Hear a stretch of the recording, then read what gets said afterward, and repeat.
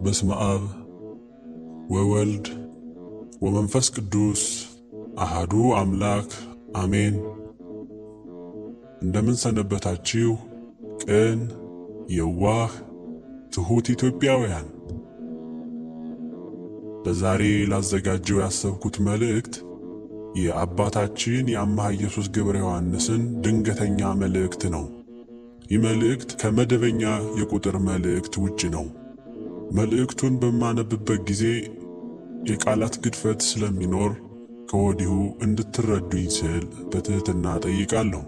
አሁን መልእክቱን አነብላችኋለሁ ማለት ነው። የአምሃ ኢየሱስ ገብረ ዮሐንስ ድንገተኛ መልእክት ነው።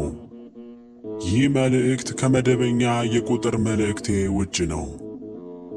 ይሁንና መጨረሻ ላይ ስለ ትግሬና ስለ አማራ ትንሽ የከተብኩት አለኝ። ስለዚህ ሁሉንም እስከ መጨረሻው አንብቡት፣ አድምጡት። ሙሉ መልእክት ግን ስለ አንድ የወንጌል ደላላ ነው። የወንጌል ደላላው ሰባኪ ሆይ፣ የምነግርህ ነገር ካንተ ጋር በቃል ይቅርና በጽሑፍም ቢሆን ለመነጋገር አልፈቅድም። ምክንያቱም ማንነት የሌለህ የትንሽ ትንሽ ነህና። ሆኖም ግን ሰው ነህና ጠፍተህ እንዳትቀርና ወደ እውነትና ወደ ዕውቀት እንድትመለስ ስል በተግሣጽ ኃይለ ቃል እዘልፍሃለሁ። ስለዚህ አእምሮና ልቦና ካለህ እየመረረህና እያንቆራጠጠህ አንብበው። ይድረስ በሳይጣኒዝም ወያኔ ኢህአዲግ እንዲሁም ልጁም ሆነ ዲቃላው በሆነው በሳይጣኒዝም ብልግና ዘመነ መንግሥት ቅድስት ኦርቶዶክስ ተዋሕዶ ቤተ ክርስቲያንን ምዕመናኖቿን በወንጌል ደላላነት፣ በገንዘብ ለቃሚነት፣ በሀብት ንብረት ሰብሳቢነት፣ በሴት ቀሚስ ጠላፊ መሐንዲስነት፣ በፕሮቴስታንት የመጽሐፍ ቅዱስ ነጠላ ቃልና ጥሬ ቃል ስብከትና ተሰላፊነት ወዘተ በመሆን ሰይጣናዊ ርኩስ መንፈስ ተሞልታችሁ የምህረት አደባባይዋን ያለማንም ጠያቂ ተቃዋሚና ከልካይ ብቻችሁን ይዛችሁ እንደ ቁራና እንደ ጭላዳ ያፋችሁን ላንቃ በመክፈት ባዶ ጩኸት ለምትጮኹባትና ለምትነግዱባት ዘመን ላመጣችሁና ጊዜ ለሰጣችሁ የወንጌል ሰባኪነን ለምትሉ ነገር ግን የአታላዩዋ ዓለም ቅጥረኞችና ጥገኞች ለሆናችሁ በሙሉ በተለይ ደግሞ ስሙንም ሆነ ግብሩን በፍጹም አታውቀውም እንጂ ካወቅከው የመንፈሳዊ ጋኔል መጫወቻ ለሆንከውና ተከታይህን ሁሉ ተሳስተህ ለምታሳስተው፣ ስተህ ለምታስተው፣ ጠፍተህ ለምታስጠፋው የነ ጋኔል ክብሪት ወይም ዳንኤል ክብረት ተላላኪ ሰጋጅና ተንጠልጣይ ጅራት ለሆንከው የገዳመ ቆሮንቶስ ሰይጣን ምሳሌ ለሆንከውና መምህር ለተባልከው ምናምንቴው ምህረተአብ አሰፋ መጀመሪያ በሥጋ ወላጆችህ በአባትና በእናት ቤት በልተህና ጠጥተህ ገንዘብን አይተህና ይዘህ ሳትጠግብና ከምግብህም አትርፈህ ለውሻ እንኳን ሳትሰጥ ከገንዘብህ ከፍለህ ለድሃ ሳትሰጥ በችግር አለንጋ ስትገረፍ ከቤትህ ሮጠህ በመውጣት በወሬ ጥናት በመመራት የመጽሐፍ ቅዱስ ነጠላ ቃልና ጥሬ ቃል ለመማርና የስም መምህር ለመሆንና ችግርህን ለማራገፍ የሥነ መለኮት ኮሌጅ ኦፍ ቴዎሎጂ ከሚሉት ለመማር ትገባና ተማርኩ ብለህ በመውጣት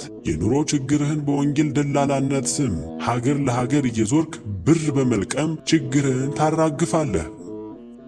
እንዲያው በሞቴ ምነው ግን በወንጌል ደላላነት ስም ቤተ ክርስቲያንን የኑሮ ችግርህን ማራገፊያ ከማድረግ ይልቅ እንደ ሌሎቹ ዓላማውያን ሰዎች መሬት ቆፍረህ ድንጋይ ፈልጠህ መንገድ ጠርገህ ወዘተ በፈጣሪህ ትእዛዝ ወጥተህ ወርደህ ጥረህ ግረህ በላብህ ብትከብርና ብትኮራ አይበልጥብህም ነበርን? ማፈሪያ ነህ፣ ማፈሪያ ናችሁ።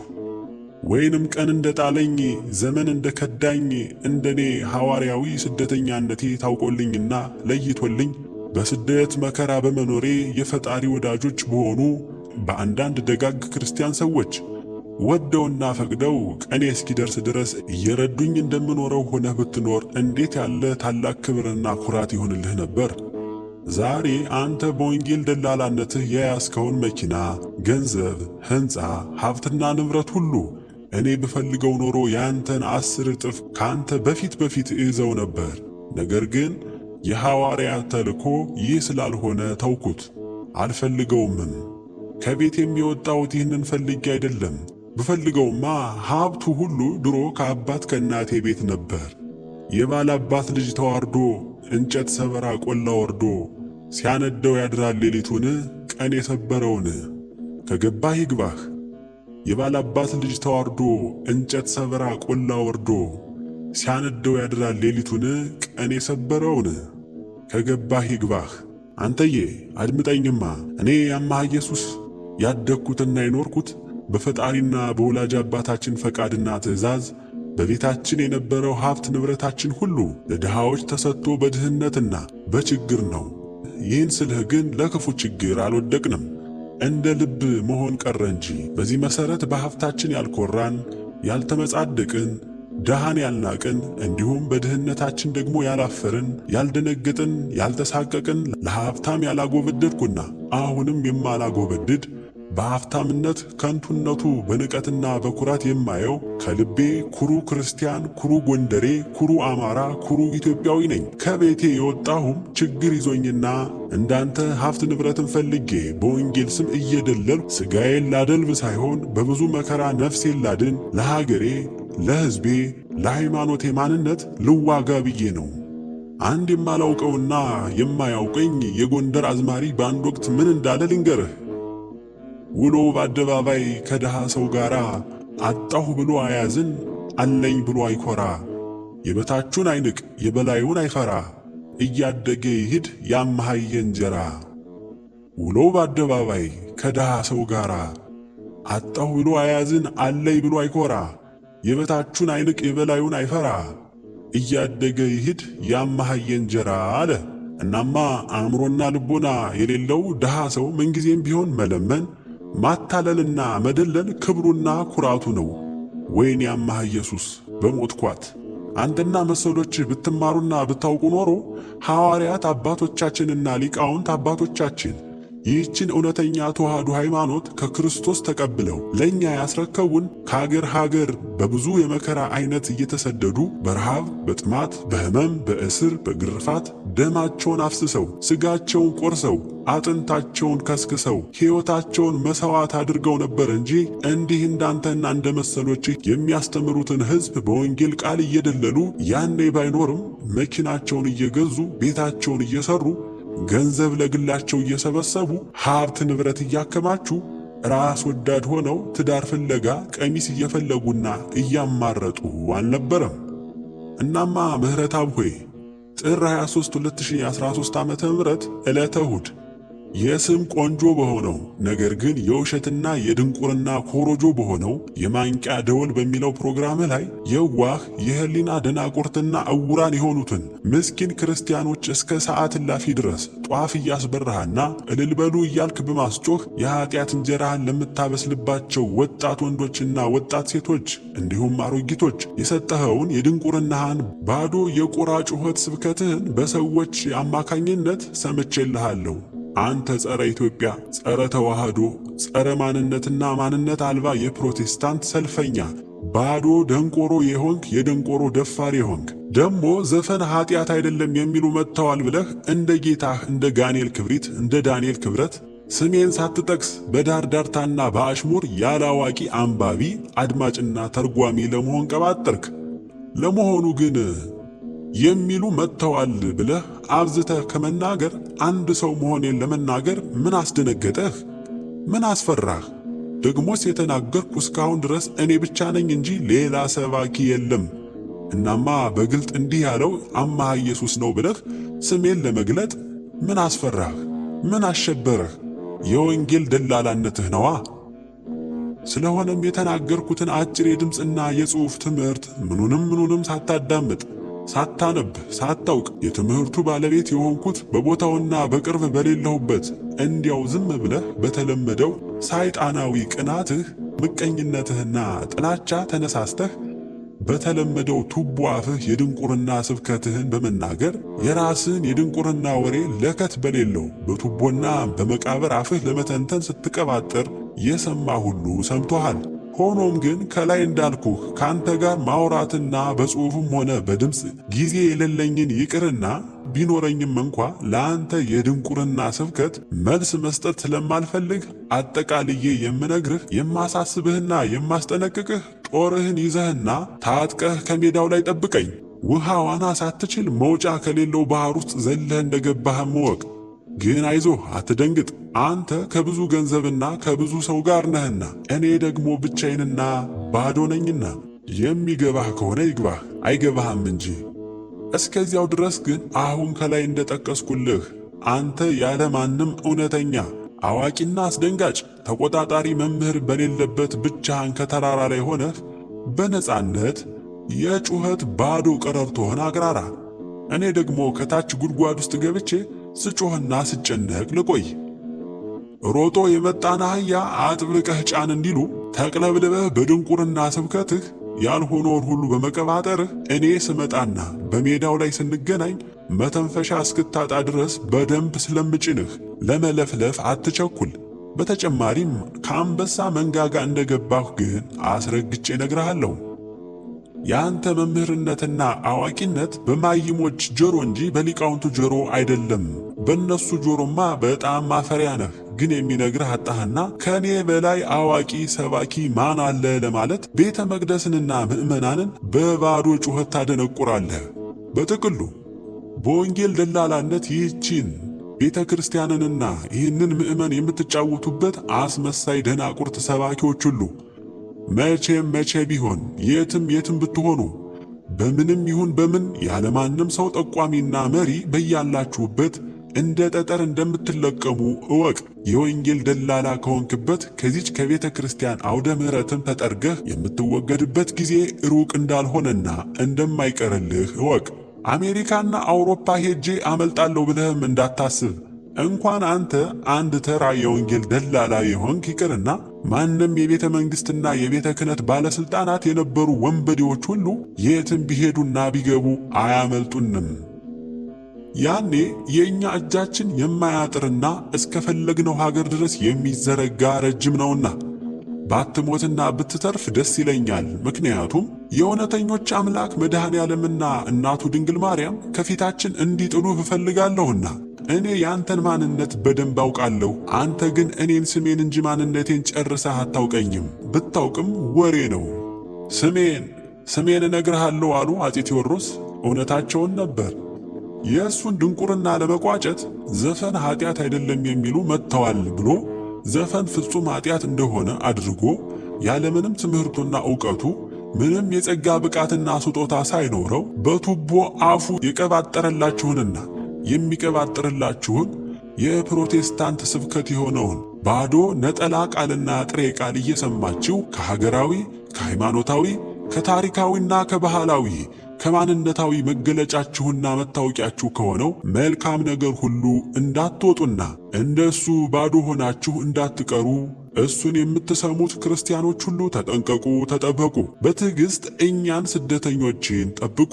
ከዚህ በፊት በመልእክቶቼ ደጋግሜ እንደነገርኳችሁ አሁን እኔ የማስተላልፈው መልእክት ሁሉ ወቅታዊ ስለሆነ ስለ ሀገራችን፣ ስለ ሕዝባችን፣ ስለ ታሪካችን፣ ስለ መጪው ሁኔታ ትንቢታዊ መልእክት እንጂ ራሱን በቻለ መልኩ ስለ ወንጌል ትምህርት አይደለምና አትርሱ።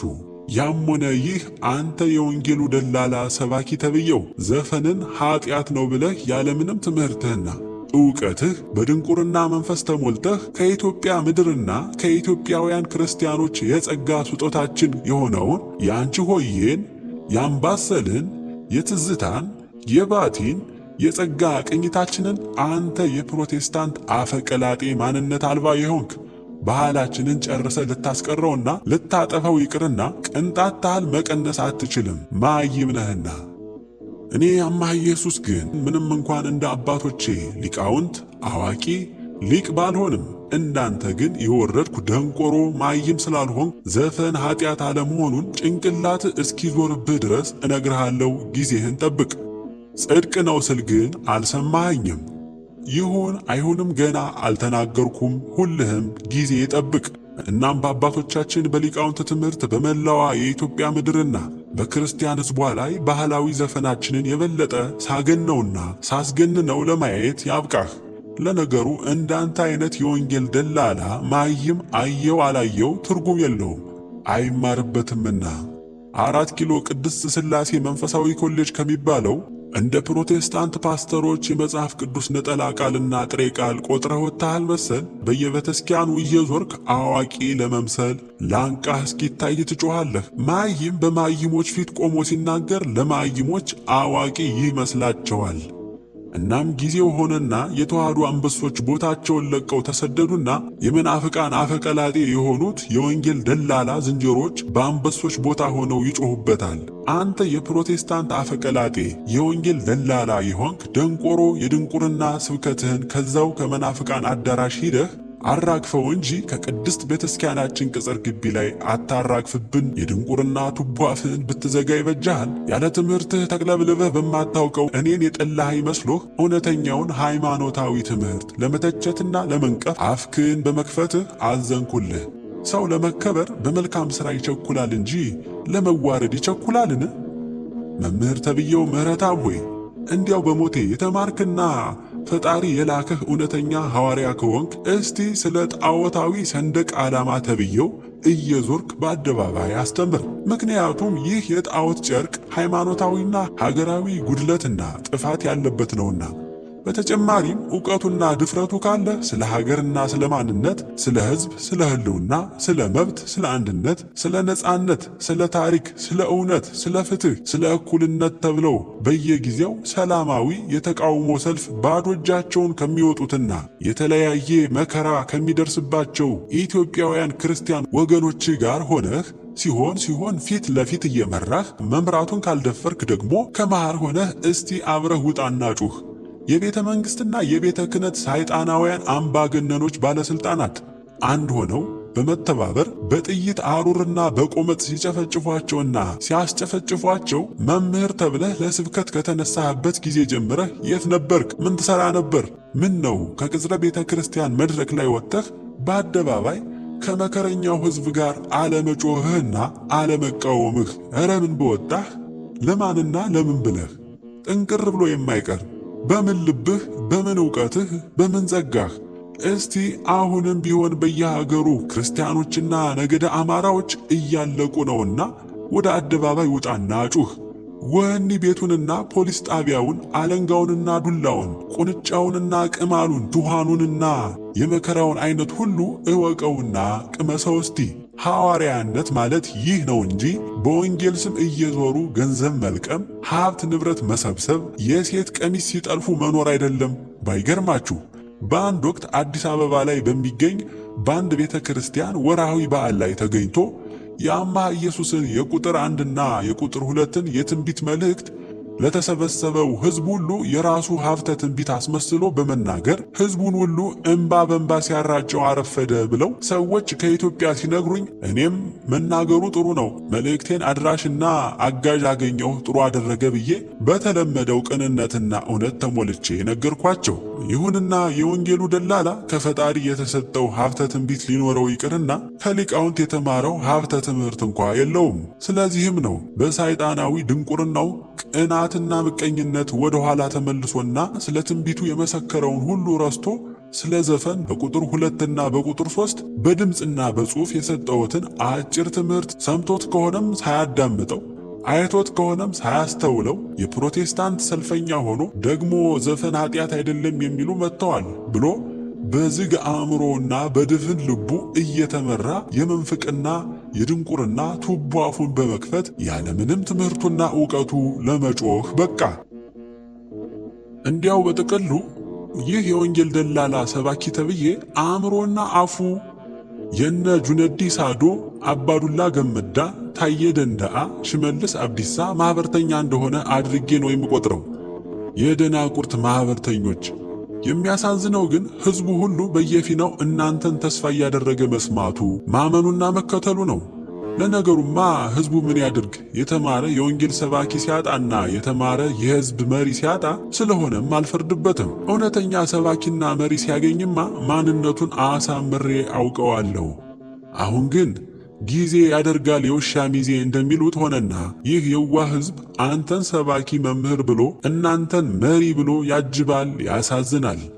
አንባቢያን አድማጭ ሆይ የሚገርማችሁ ነገር በዚች ምድር ላይ ብዙ አይነት ሌቦች አሉ። ይሁንና ዋና ዋናዎቹ በሶስት ይከፈላሉ። እነዚህም በመጽሐፍ ቅዱስ አስተምህሮ በደንብ ተገልጠዋል። እነሱም የሚዛን ሌባ፣ የኪስ ሌባ፣ የቤተክርስቲያን ሌባ ሲሆኑ አሰራረቃቸውም እንደሚከተለው ነው። የሚዛን ሌባው ነጋዴ ሲሆን በሱቅ በሚዛን እየተመዘኑ የሚሸጡ ነገሮችን ሁሉ ኪሎአቸውን በሚዛን እየቀነሰ በማጭበርበር ይሸጣል። ይህንንም ሲያደርግ የሚያውቅበት ፈጣሪ ብቻ እንጂ ሸማቹ ሰው አይደለም። እናም በፈጣሪ ዘንድ የኋላ ኋላ የቅጣት ዋጋውን ያገኛል፣ ሌባ ነውና። የኪስ ሌባው ደግሞ ኪስ አውላቂ የሚባለው ሲሆን ይህ ሌባ ፀሐይ የሞቀው ሀገር ያወቀው ሲሆን ሲርበውና ሲቸግረው እንደመለመንና እንደ መስራት በቀንና በሌሊት ኪስ አውላቂ ቤት ሰባሪ ሲሆን እንደ ድሉ ካመለጠ አመለጠ፣ ከተያዘ ደግሞ የሰረቀውን ሁሉ ይመልሳል። ከዚያም ውርደቱንና ሀፍረቱን ተከናንሞ ወደ እስር ቤትና ወደ ቅጣት ይገባል። የቅጣት ዋጋውንም በሕግ በሰው ፊት ይቀበላል። ሌባ ነውና። ሆኖም ግን ይህ አይነቱ ሌባ በፈጣሪ ፊት እድለኛ ነው። በአደባባይ ሌብነቱ ታውቆበት ተይዞ ተዋርዶ ከፍሎ ተቀጥቅጦ ይለቀቃልና። ስለዚህ በነፍሱ ከፈጣሪ ከባድ ቅጣት ሳይደርስበት በምድር ቅጣትና ንስሐ ይገላገላል ማለት ነው። ከእነዚህ ሁሉ ግን አደገኛው ሌባ የቤተክርስቲያኑ ሌባ ነው። ይህ ሌባ በቤተ ክርስቲያን ስም፣ በምዕመናን ስም፣ በወንጌል ስም ምዕመናንን የሚዘርፍ የወንጌል ደላላ ይባላል። ይህም የወንጌል ደላላ በስብከት ስም የፈጣሪን እውነተኛ ቃል በአስመሳይ የእባብ መርዛማ ምላሱ ስጡ ይሰጣችኋል፣ ከሚቀበል ይልቅ የሚሰጥ የተባረከ ነው፣ ነዳያንንና ምስኪኖችን የሚያስብ ምስጉን ነው የሚለውን የመጽሐፍ ቃል በመጠቃቀስ ትንሽ እውነት ይይዝና በብዙ የአስመሳይነት ቃል በስብከት እየቀላቀለ በዚህ ሀገርና ቦታ ቤተ ክርስቲያናት ተዘርፈዋል፣ ተቃጥለዋል፣ መቀደሻ አጥተዋል፣ ተዘግተዋል፣ ካህናት ተርበዋል፣ ምዕመናን ተሰደዋል፣ ተቸግረዋል ወዘተ በማለት ጥቂት ቆሎ ይዘህ ብዙ አሻሮ ወዳለው ተጠጋ እንዲሉ እያሹ ለመብላት ማለት ነው። የወንጌልን ቃል እያሰማመረ በመናገር የዋህ የሆኑ ምዕመናንን ሁሉ በሚያሳዝን በሚያቆላምጥና በሚያታልል ቃል የሚዘርፍ የወንጌል ደላላ ይባላል። ይህም ዋናው ሌባ ነው። በዚህ የሌብነት ደላልነታቸው የኑሮ ሕይወታቸውን ያደላድላሉ። እነዚህም የዘመኑ ሰባኪ ነን ባዮች ናቸው። ይህንንም የሚያውቅባቸው ፈጣሪ እንጂ ምዕመናን አይደሉም። እረ ፈጣሪ ይቅርና እኔ ራሱ የስንቱን ሰባኪ ጉድ አውቃለሁ። እናም ፈጣሪ የኋላ ኋላ በሥጋ በነፍስ ዋጋቸውን ይሰጣቸዋል። ንጹሐንና እውነተኛ ኢትዮጵያውያንና ክርስቲያን አንባቢዎቼና አድማጮቼ የሆናችሁ ሁሉ የትንሽ ትንሽ ለሆነው ለዚህ አይነቱ ደንቆሮና እውር መምህር ተብዬ ባዶ ጩኸት ይህንን ያህል የተግሳጽ መልስ በመስጠቴ ንቀህ ብትተወውና ብታልፈው ጥሩ ነበር። ደግሞም ይህንን የጻፍክበትን ያህል በምትኩ ስለ ዘፈኑ ትምህርት እንደባለፈው ብትጽፍልን ጥሩ ነበር እንደምትሉኝ አውቃለሁ። ልክ ናችሁ። ሆኖም ግን ትንሽን ትንሽ ካላሉት የማይገባውና በስንፍናው ራሱን ከሁሉ በላይ እንደ ተራራ አግዝፎ ልታይ ልታወቅ ልኑር ስለሚል ትንሽነቱን አውቆት ዝም ቢል ብዬ በማሰብ ነውና ተረዱኝ። ሆኖም ግን እንኳን ዝም ሊል የበለጠ ይብስበታል፣ የዲያብሎስና የድንቁርና ማደሪያ ነውና። ስለ ዘፈኑ ትምህርት ደግሞ እኔ የራሴ ቦታና ጊዜ አለኝ። እናም ደጋግሜ እንደነገርኳችሁ እስክመጣና እስክንገናኝ ድረስ በተስፋና በትዕግስት ጠብቁኝ። እስከዚያው ድረስ ግን መድረኩን ሁሉ አሁን በነጻነት የያዙት የወንጌል ደላላዎች በባዶ ጭንቅላታቸውና በቱቦ አፋቸው ያለማንም ተቆጣጣሪ ይጩሁበት፣ ይነግዱበት፣ ስተው ያስቱበት። ደላላው ሆይ ከመቅሰፍቱ ተርፈህ በሕይወት ከቆየህና እኛ ስንመጣ ካገኘንህ አሁን አስተማርኩ ብለህ መቅደስ ላይ የቀባጠርከውን ስብከት ተብዬ የምንፍቅና ቃልህን ያኔ አንተን ይዘን አስተምረዋለሁ ከምትለው ነገር ግን ካሳትከው ሕዝበ ክርስቲያን ፊት በቤተክርስቲያን አውደ ምሕረት ላይ አስቁመን እንድትናገራትና እንድትዘፍናት እናደርግሃለንና ጠብቀን። እስከዛው ግን ቀልድ፣ ሳቅ፣ አሹፍ፣ አታስፈራራኝ እንዳትለኝ። እያስፈራራው ሳይሆን እውነታውን ነው የነገርኩህ። በተረፈ ግን እሱ ስለ እኔ ምንም ይሁን ምን ቢጽፍ ገልብጣችሁ ያዙት። ሲናገርም ከሰማችሁት ድምፁን እየቀረጻችሁ ያዙት። ከዚህ ውጪ መቼም ቢሆን የትም ቢሆን በጸሎታችሁ አስቡኝ፣ አትርሱኝ። ከመላዋ ኢትዮጵያ የቤተ መንግሥት ባለሥልጣናትና ተከታዮች ጋር እንዲሁም ከመላዋ ኢትዮጵያ የቤተ ክህነት ባለሥልጣናትና አለቅላቂ ተከታዮቻቸው ጋር ከወንጌል የስብከት ደላላዎች ጋር ከመላው አስመሳይ ከሆነው ከኢትዮጵያ ሕዝበ ክርስቲያን ጋር ለ30 ዓመት ዕድሜን ሁሉ ማለት ይቻላል በጦርነት ውስጥ ነኝና ያለሁት። ታዲያ ከሁሉ ጋር ተጣልተ ከማን ጋር ልትኖር ነው? ለማንስ ልትኖር ነው እንደምትሉኝ አውቃለሁ። የምኖረውማ ብቻዬን ሆኜ ከእውነት ጋር ነው፣ ለእውነትም ነው። ደግሞም ብቻዬን አይደለሁም አልሆንምም። ከእውነት አምላክ ከመድኃኔ ዓለም ጋር ነኝ።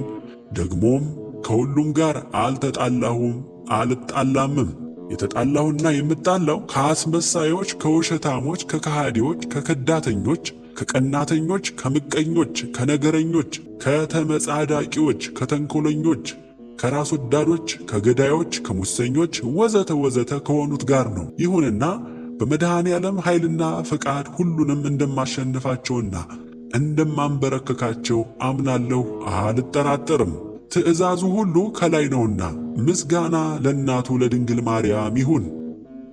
እግረ መንገዴን ግን በዚሁ አጋጣሚ በዋናው መልእክቴ እስክመጣ ድረስ ለአሁኑ የምነግራችሁ የትግሬ የመከራ ጉድ ገና ተጀመረ እንጂ አላለቀም፣ ገና ነው። የመከራ ፍዳዋ ገና ብዙ ነው።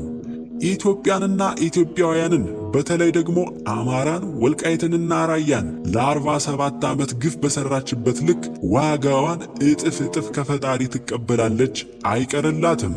ለዚህም ጥቅምት 23 2013 ዓመተ ምህረት ዕለተ ዓርብ ከቅዱሳን ስውራን የመጣልኝ መልእክት አሁን እንደምታየው የትግሬ ነገር አንተ አስቀድመህ እንደተናገርከው እየሆነ ነው። አወይ ትግሬ መከራዋ መጨረሻዋን ያየ ተብለሻል። ደግሞ እኮ አሁንም አያፍሩም። ወልቃይት ሁመራና ራያ የኛ ነው ይመለስልን እያሉ እንደ ፍየል ይጮሃሉ። እንዲያው የአእምሮአቸውንና የልቦናቸውን የማሰብ ዝቅጠት የሚመረምራቸው ሐኪም የለምን? እንኳን አሁን ባለፈውም ቢሆን የእናንተ የመሰላችሁ በቅዠት ነው እንጂ በእውነት አይደለም፣ ያውም መጥፊያችሁ ሊሆን። ትግሬ ሆይ ዝም ብለሽ ከዚህ በፊት በቁጥር 1 መልእክቴ እንደነገርኩሽ ድንጋይ ተሸክመሽ መድኃኔ ዓለምን፣ አማራን፣ ኢትዮጵያን ይቅር በሉኝ ማሩኝ ብትይ ይበጅሻል። ሌላ አማራጭ የለሽም። ነገርኩሽ።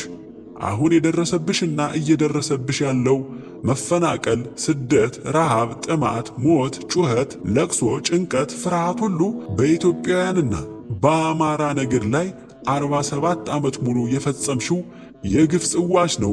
ስለዚህ ገና ዙሮ እስኪደፋሽ ድረስ ትጋቸዋለሽ። አንቺ የፈርዖን ልጅ፣ የተናገርኩት ትንቢት ሁሉ ደግሞ አልፎ አልፎ ተጀመረ እንጂ አላለቀም። ተፈጸመ ሊባል ቀርቶ ገና አልተጀመረም ማለት ይቻላል። ገና ምኑን አይታችሁት? ጉዱ ብዙ ነው። ንጉሡና ጳጳሱ እስኪመጡ ድረስ በኢትዮጵያ ምድር ሁሉ ሰላም የሚባል ነገር የለም፣ አይኖርምም። ባዶ የሰላም ተስፋ አትጋግሩ፣ አትልፉ። እያንዳንድህ ሁልህም ዋጋህን ትቀበላለህ።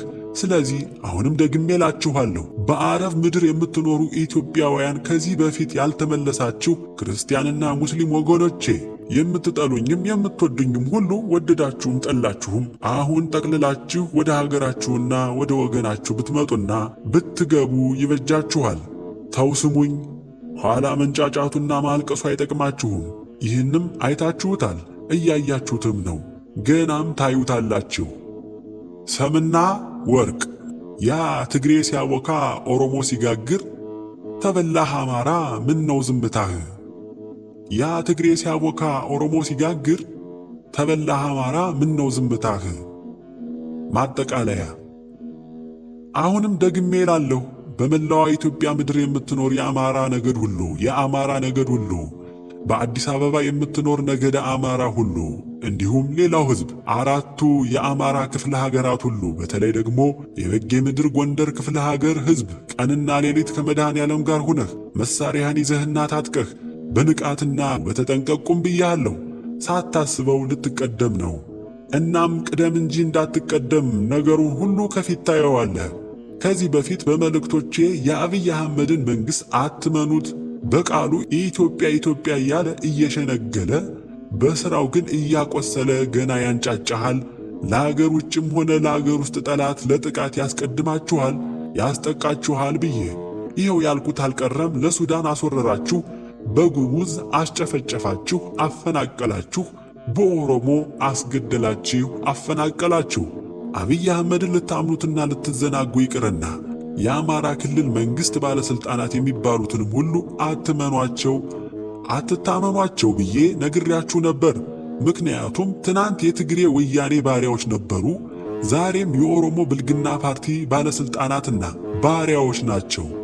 ስለዚህም ነው በወለጋና በቤኒሻንጉል ወዘተ የአማራ ነገድ ይህ ነው የማይባል የመከራ ግፍ ሲቀበል እየሰሙና እያዩ የውርደትን ዝምታና ተሸናፊነትን የመረጡ። ለነገሩ ግን የአብይ አህመድ መጥፊያው ቅርብ ነው፣ ያውም አወዳደቁ በጣም የከፋ ነው። የአማራ ጠላት የሆነ ሁሉ ምንጊዜም ዕድሜ የለውም። አማራ ሀገር ጠባቂ የሆነ የእግዚአብሔር ሕዝብ ነውና። አሁንም ከዚህ ላይ የደናቁርት ጥርቅም የሆነ ሁሉ ሌላውስ የሰይጣን ነው ወይስ የማን ነው እንደምትለኝ አውቃለሁ። ሐሳብህ ሁሉ ጠማማ ነውና፣ እናማ መልሴ ከዛው ከራስህ ጠማማነት ይሁን። ሌላው ነገር ደግሞ መልእክቴን እየቆራረጣችሁ በመቀናነስ እያበላሻችሁ የምትለቁ ሰይጣናውያን አስመሳይ ክርስቲያኖች ሁሉ መጨረሻችሁ ምን እንደሆነ ማን መነገራችሁ? የትም ኑሩ የት፣ ምንም ሁኑ ምን፣ መቼም ይሁን መች፣ በምንም ይሁን በምን አንታወቅም፣ አንገኝም፣ አንያዝም ብላችሁ ማመን ይቅርና ማሰብ፣ ማሰብ ይቅርና ማለም እንደማትችሉ አስረግጬ ነግራችኋለሁ። በያለህበት ያለምንም መሪና ጠቋሚ እንደ ጠጠር ትለቀማለህ። በመጨረሻም በቁጥር 4 መልእክቴ ላይ በውስጥ መስመሬ መልካም ነገር የጻፋችሁልኝ ሰዎች ሁሉ መልእክታችሁ ደርሶኛል፣ አይቼዋለሁ። በጣም አመሰግናለሁ። መድኃኔ ዓለምና ድንግል ማርያም ይባርኳችሁ። ተጻፈ ከአምሃ ኢየሱስ ገብረ ዮሐንስ፣ ባህር ማዶ፣ የካቲት 12 2013 ዓመተ ምህረት